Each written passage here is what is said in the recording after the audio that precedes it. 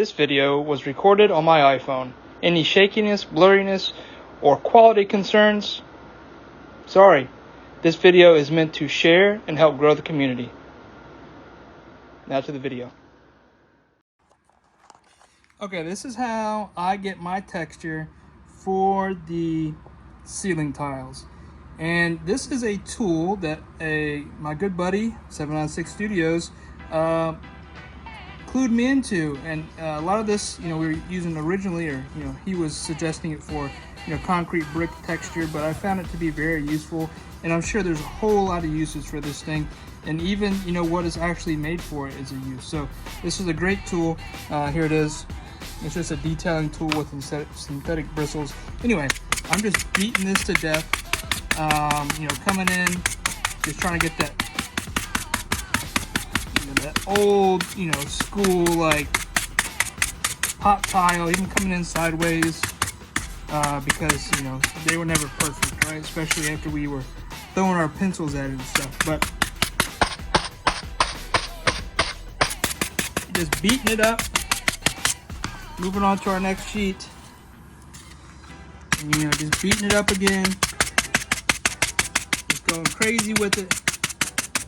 Good stress relief here. But if you can see, it just makes a nice, very nice, ceiling tile effect.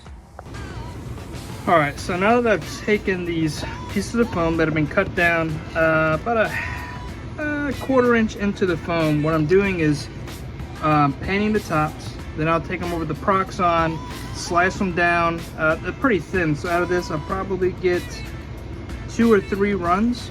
But what I'll do is it makes it a whole lot easier to paint these as a sheet than it is individually. So I've cut a few pieces here.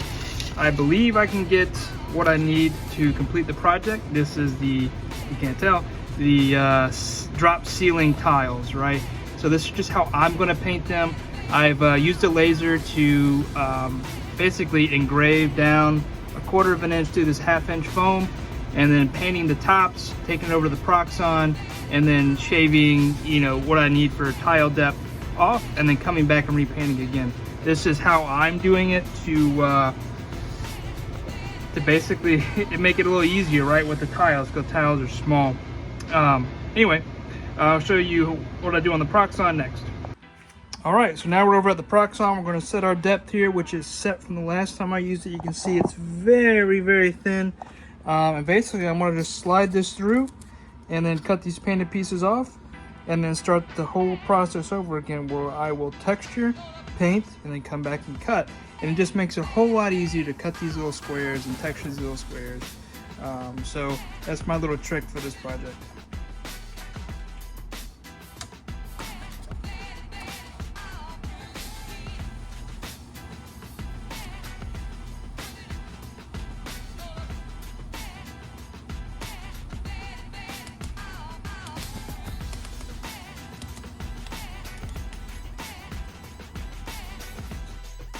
Alright, and now we just pop the tops off, and here's our individual bricks.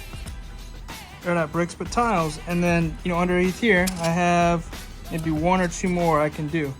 So that'll get me the number I need, and it's a lot easier to paint these in sheets than individuals. And here we have it.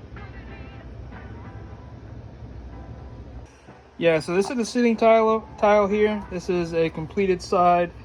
Using that method, you can see, this is supposed to look old, it's supposed to look war, so you can get away with some of these paint strokes and stuff like that. I'm gonna put a nice little wash on it, make it a little more dingier. But most of that will fade, right? And so it's very cool. These are the lights here. Very cloudy and murky. Some of these I've tried to weather up a little bit more, but again, this is a work in progress. This isn't final, but you can see here, taking these individual tiles and putting them inside this grid that I made. This is what I started with and did not like that at all. So I ended up going back and creating this grid in Lightburn, cutting it on the laser, and then happy accident was I tried to do it on foam originally. It did not work, but then I realized, oh, I could make my squares there. So there's a happy accident, and this is how it unfolded.